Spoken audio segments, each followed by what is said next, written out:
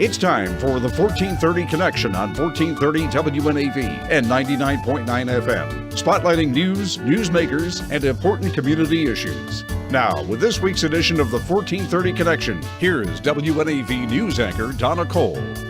Welcome to the 1430 Connection. I'm Donna Cole. In the studio with me today are my friends and the co-founders and festival directors of the Annapolis Film Festival, Lee Anderson and Patti White. Welcome once again to you both. Hi, Donna. We're happy to be here. Okay, full disclosure, I'm involved with the Annapolis Film Festival as a photographer. I have been since the beginning, which tells you that I love it. You are really good at what you've done. You've created this incredible showcase of films that go well beyond our own boundaries here in Annapolis. You get people from all over the world coming to this, yes? Yes, we do. And this is your Fifth year. Fifth year. That's amazing. Did you ever think every year, I know at the end of the festival, Lee, you think you're never going to do it again? I've heard you say I'm never going to do it again. This was crazy and hard, and it is. It is crazy and hard. So did you ever think you'd get here? You have to believe when you start to step into something like this that you can make it. And we've always said the fifth year is critical because in festivals around the country, they measure your success by how you've gotten through your fifth year, right. Whether you're financially secure, whether you've grown and you're bringing in extra special films, whether you're bringing in certain people, and all those things. That's why there's so much pressure this year for us, because if we want to stay on the horizon with this festival, we had to grow, and then we had to make sure we could keep up with our growth. Making it grow from a financial standpoint hasn't always been easy. It's not easy in the artistic world, yes? No, but we're very entrepreneurial. We have been with our own business for 27 years. We have been with our summer camp for kids. And so this to us, it was just, I think there's some aspects of the business side of it that are just as creative as the rest of it. Creative ways to get people to partner with you, creative ways to collaborate, to make it a win-win. Okay. Also, if you're an entrepreneurial scenario like ours, you also have to factor in the fact that it's a nonprofit. So nonprofits run a certain way, right. And you've got to. All these things have to blend together to make it successful. I don't want to get into politics too much, but we are in a very tumultuous time with grants and the possibility of grants being axed, especially with the NEA. Does this concern you? This is devastating, not just to us, but all of our friends who are artists and other forms of art, from musicians to painters to everybody, filmmakers. Maybe the last great hope will be crowdfunding, because crowdfunding has actually raised more money for filmmakers in the last 5 years than the National Endowment for the Arts combined. It's still never enough. Are you relying on grants? We do get some. Well, we have had from the beginning a partnership with the Anne Arundel County Arts Council. It's grown, and that is grant funding, and we have applied for a state grant for next year. Which is relying on federal, all of this is relying on federal grants. We have applied numerous times and asked numerous times for support from the city of Annapolis, but have not yet Hasn't received happened any. yet, but we're there for Nothing. money-wise. They support us in other ways. Private donations are a big deal for you? Huge. We have some and growing corporate sponsors, but we have a lot of individuals that write checks for $5,000, $10,000 or more. I mean, it's significant. Losing one donor is a big deal. If we lose could one. not make this film festival work if we did not have community support, and that's financial community support. And we're having support outside of our community as well, but we have to have it within the community to sustain this. And a lot of times people think, oh, there's plenty of money coming into this festival. Look how many films they're getting, and look how much it costs to get a pass. And what they don't realize, it doesn't even take. It's not even a quarter of what it costs to put on a festival, because we have to build all the theaters in this town. There's not one theater that's ready to be a movie theater. And those theaters, the venues, cost money for you. A lot. Combined this year, our AV costs plus renting the venues is about $85,000, and that has to be cash. That's just that. That doesn't include licensing films. It doesn't include traveling and accommodating any filmmaker guests. Or staff. It doesn't include paying our staff. Small but mighty staff of 5 to put on 77 events in 4 days. And your volunteers mean a lot as well. Oh my God, we would be lost without our volunteers, especially our They're the engine. committee chairs, and then over 225 volunteers for the weekend that come and just do whatever needs to be done. All right, shout out for some of your donors this year. Nimble Storage is back for the second time. Thank you so much. We love you, Nimble. They were just acquired about a week and a half ago by Hewlett-Packard for $1 billion. So we don't know what the future of that means for us, but we hope they have a great year this year. We're hopeful. And we have Synergic Films, which is Wayne Rogers. He's been with us all 5 years. All 5 years, and he's been a tremendous support. And he's a filmmaker himself now. So we have some new large sponsors this year, and the American Advertising Federation has become a significant sponsor this year, and we're grateful for that, as well as Dr. Angela Peterman and the Anne Arundel Dermatology Center. She's been amazing, I have to say. She's just been amazing. And another welcome back to another sponsor that was with us years before that's providing all of our food for opening night after party, and that's Sally Kaiser and at Palate Pleasers. Palate Pleasers. And for those listeners listening, don't sell yourself short. Every amount helps. Every amount. And our in-kind supporters as well. Well, that should never be underestimated or overlooked. The Lowe's Hotel. Right. Oh, yeah. I mean, we get tons of media support from What's Up Media, from Chesapeake Family Visit Life. Annapolis. Visit Annapolis is a tremendous supporter. WNAV. We get a little help from WRNR, and also from Ion Annapolis is a pretty John Fernand's important been great. We're going to come back and talk about these films. This is Donna Cole. This is a 1430 Connection. We'll be right back.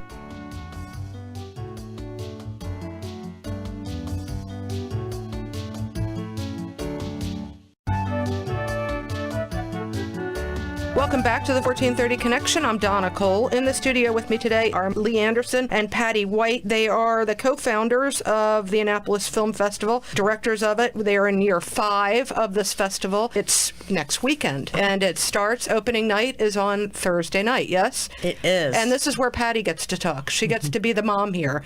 Let's talk about opening night and why you being a mom is tied together with us. Yeah, I haven't really even put the mom thing with it. No, you get to. I'm a mother, and I like to show off mom things. I'm still trying to focus the attention on getting the evening together and making it work. But we're really excited this year that we have our opening night film is LBJ, which is Rob Reiner's latest film that will be coming into the theaters probably in the fall. I did get a chance to see it when it premiered in Toronto for a big gala presentation there, and it was pretty amazing.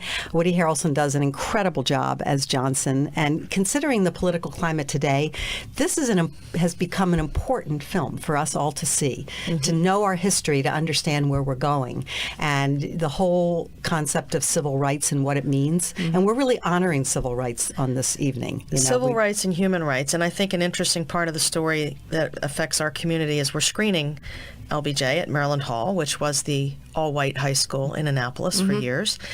And we are doing our after party at the Boys and Girls Club, which was the Wiley Bates African American High School. Very symbolic.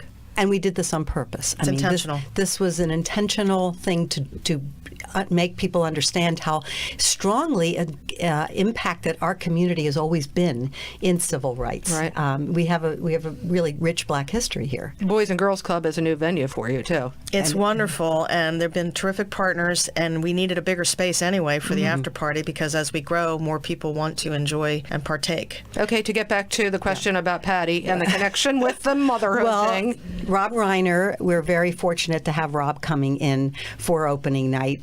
We're super excited about it. He did a phenomenal job directing this film. My sons are the producers of it. There are other producers as well, but they did develop this film with the writer Joey Hartstone, who's also coming in, and the film was on the Blacklist, which is Hollywood's very special list of unproduced films That's at the amazing. time. It really is amazing. So I think they're very proud of the work and what it's become. And this is Tim and Trevor. Tim and Trevor, yes, and who are working hard out in Hollywood, so to speak, trying to make a career in a very difficult they've done a pretty good business. job of it. So now, as the auntie, I'm going to brag a little more about Tim and Trevor. They just announced fairly recently that they will be executive producing Steven Spielberg's next film starring Tom Hanks and Meryl Streep about the Post. Well, hello, year 6 of an So I'm the proud auntie. I get to toot that one, but we're very excited about the direction that they've gone in and that they always are so gracious to bring it home. That's very cool. So Rob Reiner, showing my age here, the first thing that comes to mind is what? Mike Stivic. Exactly.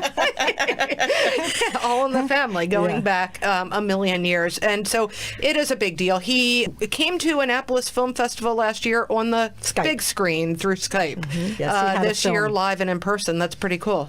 It's very cool, and I think that he will shed some light on the whole political scene as he usually does. But I think he's going to really explain some interesting things about telling the story of Lyndon Johnson. Okay, you're suggesting people buy... There are only like 60 passes left for sale, I think, right now. So and is there a chance people will still be able to get... Absolutely. The way that this works, and this town hasn't really experienced this yet, but at bigger festivals, it's very commonplace that there's a rush line, and anyone can have a chance to get in. And if you get in that rush line early enough, and someone doesn't arrive 15 minutes before, even if you're a gold pass, we're not saving that seat, we're selling that seat. So you might get lucky and you might be 40 or 50 or 60 people get in on the rush line for opening night. We also may release some more tickets. We're watching our passes to make sure that we can do that, but we may release another block of 30 or 50 $40 tickets for the evening,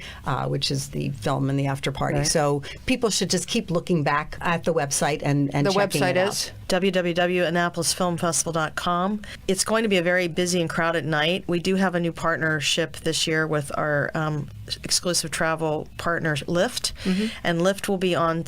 They will be calling all drivers to accommodate. The cheapest ride across town's about $3.50. So there'll be a Lyft stop outside. You look for the big hot pink sign, and you can just line up in queue to hop in a Lyft car and scoot across town. Oh, we're getting so cool in Annapolis. Yeah, this is the coolest, and it fits that the festival would bring it. Absolutely. We're going to take another short break. When we come back, more films, more showcases, food too. Great. This is Donna Cole for the 1430 Connection. We'll be right back.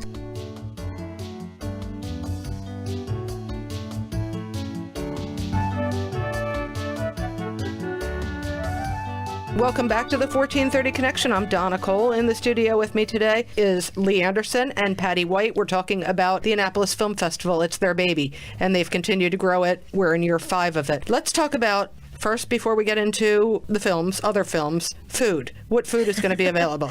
Well, we have a lot of VIP parties and events that happen around the festival. Opening night, we have a special party that's only for high-end pass holders. So that's at Governor Calvert House. They're always so gracious, and there'll be a taste of Maryland there. So we always provide like a raw oyster shucker and do something really cool for people to experience the Chesapeake. Okay. And then we have the after party, which is after the film, which is at the Boys and Girls Club that the Palate Pleasers are doing.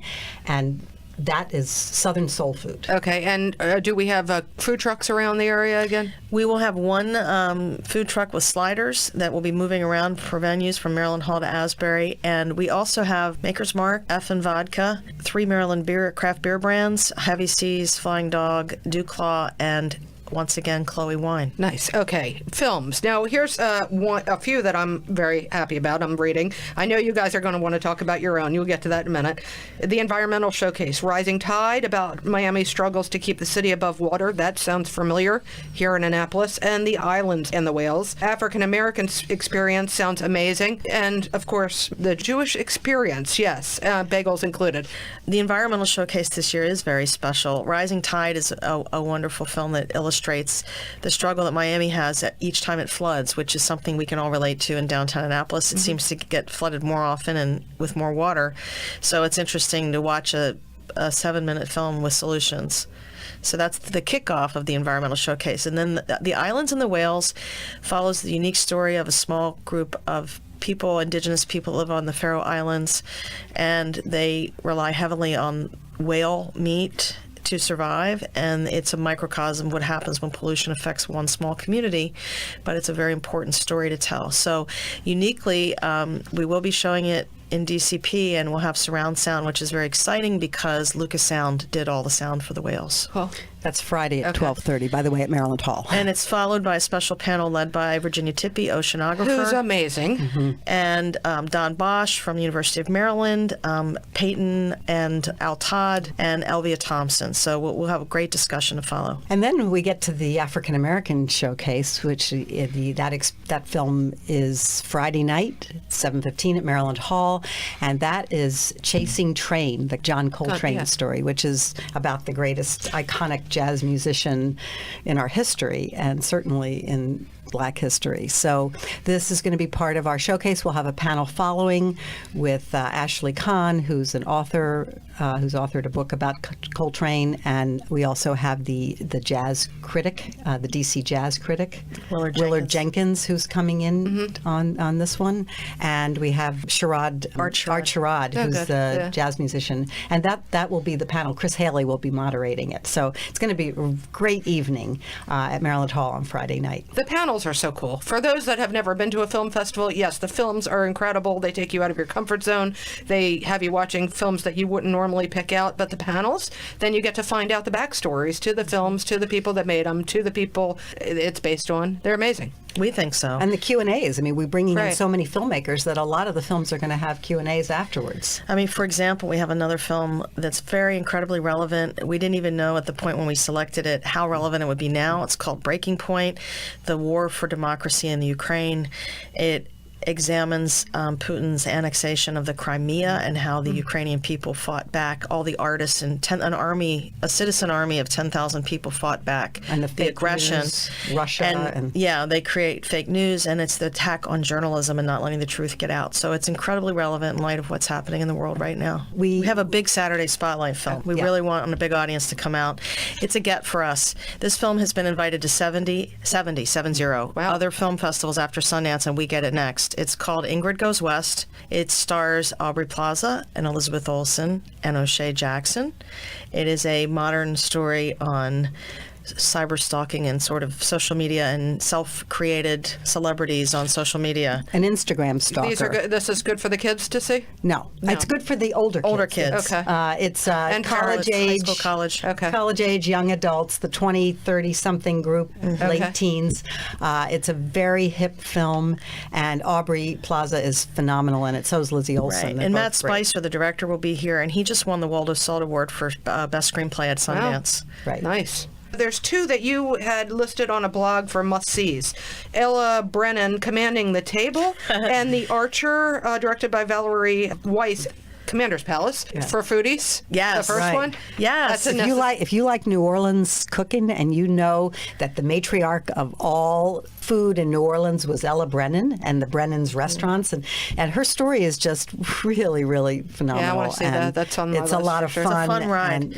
And she kind of created that first sort of farm to table by walking around and working with local providers of local resources. So it grew from there. And the other spotlight films on Saturday, we have a film called Burn Your Maps, which is just amazing. And the director, Jordan Roberts, will be here too. And it's just a film for anyone who's raising a child that is out of the box and thinks differently. This is the film. This is the film for you. What time is that? Yes, exactly. It's terrific. It's the kid from Room, Jacob Tremblay, who becomes in the aftermath of a family losing another child. His way of coping is that he becomes obsessed with becoming a Mongolian goat herder. It's a charming film. Wait, I know we're running out of time. There's a film that we also wanted to talk about, a group from D.C. that are coming in. Check it? Check it. Tell me about that. Check it. It's a great documentary. Dana Floor and Toby Oppenheimer are the directors, and it